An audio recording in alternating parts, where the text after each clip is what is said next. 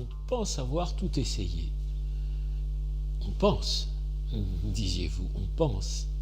Mais a-t-on tout essayé? Telle est la question.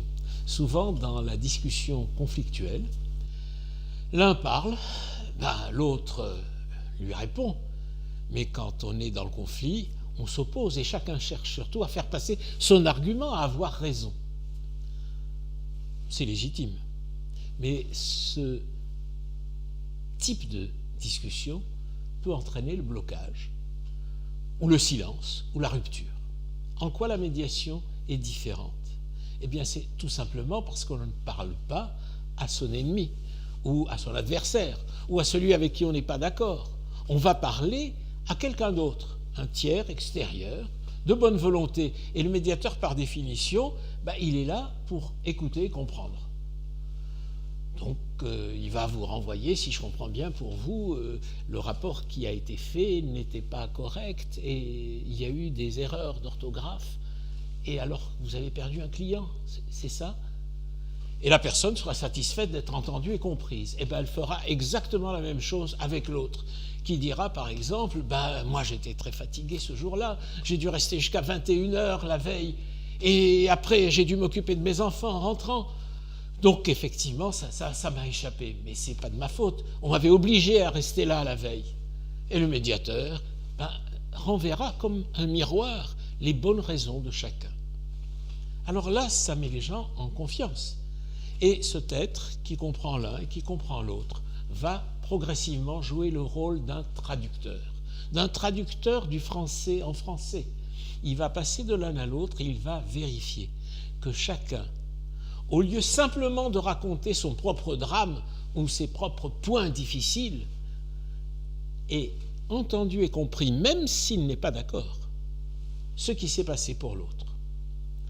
Voilà ce qui va changer en médiation.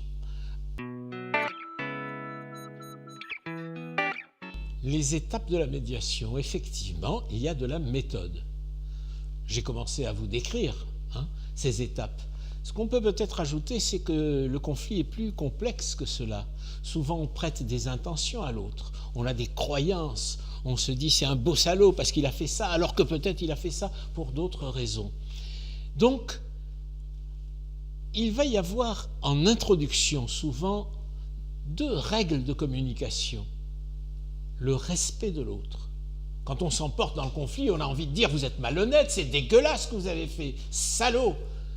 Alors que là, on demande l'accord de l'une et de l'autre, ou de plusieurs autres, ça peut être des médiations à 20, 30 personnes dans une équipe, qu'il y ait respect de la personne sans utiliser de termes blessants, négatifs, dévalorisants. On peut tout dire, mais en respectant l'autre. On va parler de soi, de ce qui s'est passé pour nous dans cette situation. À partir de là, on pourrait dire 5 étapes. Première étape, chacun raconte, comme j'ai dit tout à l'heure, on écoute, on reçoit. Le médiateur reçoit. Deuxième étape, à partir de ce qui a été dit, on va lister les points sensibles pour l'un et les points sensibles pour l'autre. Et de ces points sensibles, on va passer à l'approfondissement des points souhaités tant par les uns que par les autres. Dans l'exemple que je viens de vous prendre, eh bien, on va pouvoir dire qu'est-ce qui s'est passé avec votre client suite à ce rapport dans lequel il n'a pas eu confiance et qui vous a quitté. Et voilà, on va entrer dans le détail. Et souvent, ce sont les détails que l'on ne dit pas dans la discussion parce que c'est évident, qui vont être révélateurs de choses qui n'avaient pas été dites avant dans la négociation conflictuelle. Et le médiateur est là aussi pour questionner, pour aller au fond des choses. Et on va aller au fond de ce qui s'est passé pour ce monsieur. Et qu'est-ce qui a fait qu'il est venu à 21h le soir? Et pourquoi est-ce qu'il a dû s'occuper de ses enfants en retour?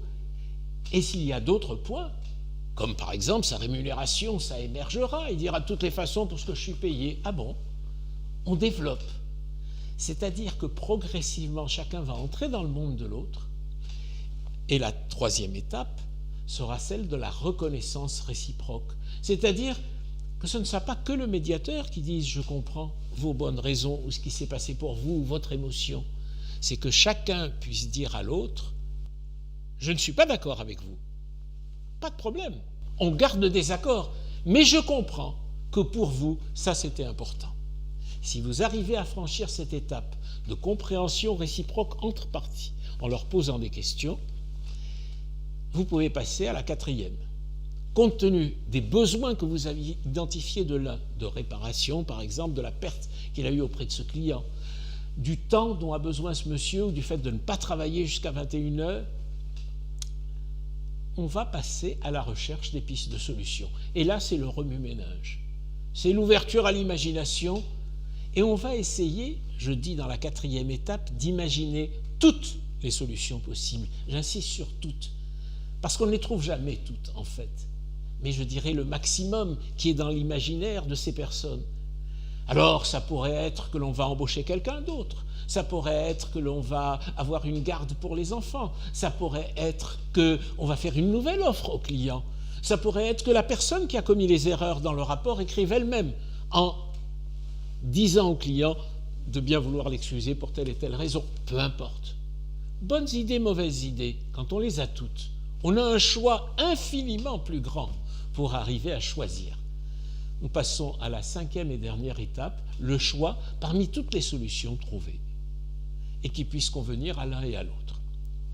Ce qui fait qu'on observe, quand on suit la méthode en l'adaptant à chaque cas, que dans 70% des cas, en moyenne, en Europe comme en France, on arrive à un accord. Les bénéfices, mais aussi les limites. Je vais vous prendre un exemple qui m'avait frappé, un exemple positif, et après on verra les limites et d'autres effets. L'exemple qui m'avait frappé, une solution créatrice, un licenciement, un cadre qui travaille depuis 20 ans, douloureux, difficile, on est en désaccord sur l'indemnité, sur le départ lui-même. On échange, on recherche, comme je l'ai dit, toutes les solutions possibles. C'est un technicien, et tout d'un coup, il y a une idée qui émerge. Il sait fabriquer des pièces détachées qui peuvent servir cette entreprise. Il s'installe et crée une entreprise indépendante qui va fabriquer des pièces détachées et il les vend à cette entreprise. Et l'installation est faite avec l'aide de cette entreprise. Lui retrouve un travail et l'entreprise a un fournisseur. J'aime bien cet exemple parce qu'il nous montre qu'on peut sortir du blanc-noir. On peut trouver d'autres choses. Mais parfois, les haines sont là. Les rapports de force sont là. On ne veut pas céder. Et il peut arriver que la médiation trouve ses limites. Cependant, même quand on n'aboutit pas à un accord, voici 3 effets qui peuvent être observés. Le premier effet est la relation qui est améliorée.